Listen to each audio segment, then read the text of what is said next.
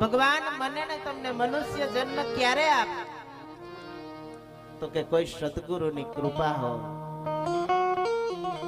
આગળના જન્મોની અંદર કરેલા પુણ્યો છે એનો ઉદય થાય અને ત્યારે મને ને તમને આ માનવ દેહ મળે.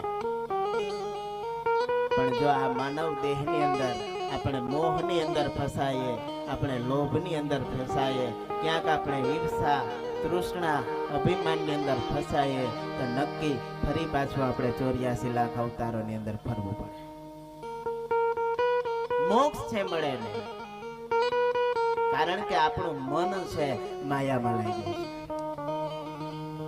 આપણી મમતા છે મરે નહીં, માયા તૃષ્ણા મરે નહીં, અભિમાન છે એ દૂર થાય નહીં. અને જ્યાં સુધી મારી તમારી અંદરથી હું પણ મારા પણ દૂર ન થાય ત્યાં સુધી મને તમને પરમાત્માની ઓળખ ન થાય.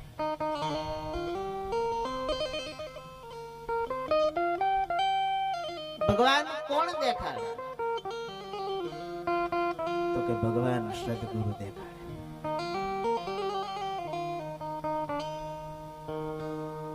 ગુરુ કેવા છે? તો કે ગુરુ નિર્મોહી છે, જેની અંદર કોઈ મોહ નથી, જે સરળ છે, જેને માન અને અપમાન ન હોય, જે સુખ અને દુઃખથી પર છે, 3 ગુણોથી પર પણ એ પર છે એવા ત્રિગુણાતીત સદગુરુ છે. અને જે ત્રિગુણાતીત છે, જે 3 ગુણોથી પર અવસ્થાને પહોંચે, એ જ પછી મને તમને પરબ્રહ્મ પરમાત્મા દેખાડી શકે. કહેવાનો ભાવાર્થ એ છે કે મને ને તમને સદગુરુનું સાનિધ્ય છે એ મળવું જોઈએ.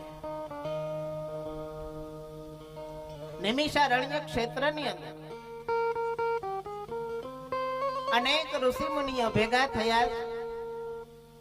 એ જ બધા ઋષિ મુનિએ સોનક નામના એક ઋષિએ શુદ્ધ પુરાણજીને ભાગવતજીના મહાત્મ્યની અંદર સવાલો કર્યા છે કે આ કળિયુગના જીવની અંદર વિવેકની વૃદ્ધિ કેવી રીતે થાય? આ કળિયુગનો જીવ છે, એની અંદર ક્યાંક ને ક્યાંક આસુરી સ્વભાવો આવ્યા છે, ક્યાંક ને ક્યાંક અભિમાન આવ્યું છે. તો એ જીવનું શુદ્ધિકરણ કેવી રીતે થાય આ બધું અમને સમજાવો.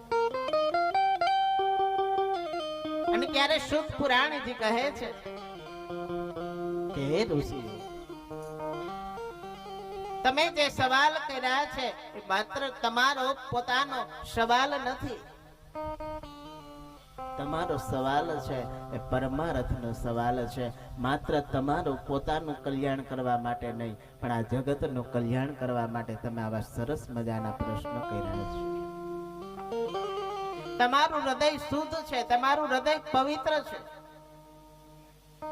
અને માટે કરી હું તમને ભાગવતજીની કથાઓ છે એ સંભળાવું છું.